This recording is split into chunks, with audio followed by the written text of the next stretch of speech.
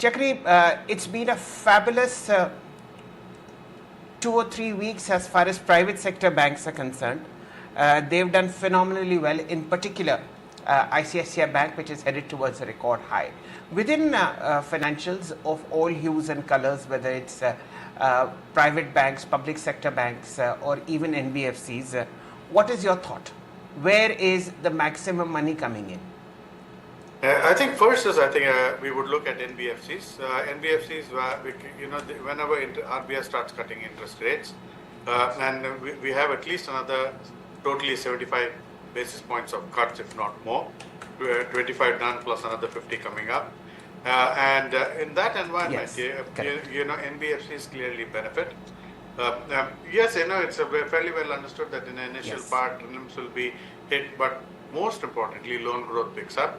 When they're in the business of borrowing and lending, and that lending will pick up, and therefore, what is connected to industrials is power finance, REC. That is the sector, industrials, which will pick up first. Even that's where there has been the biggest lull, and they're also very interest rate sensitive. So we would start with that, and then we will go to PSU banks and also private banks. Okay.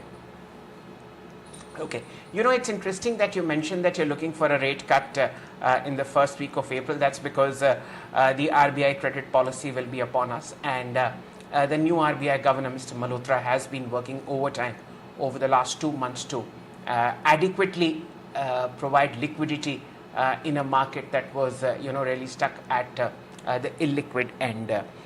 So you have a preference for government PSU power financing stocks, REC and PFC.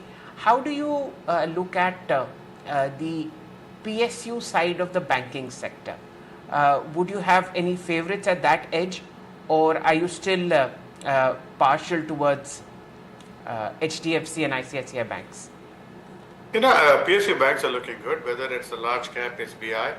SBI, mind you, one of the largest banks in the country, is trading at slightly below price to book value multiple on a forward basis. And it's, we all know that its bank is very strong, balance sheet is very strong, lending growth will be the first beneficiary, as industrial CapEx comes back.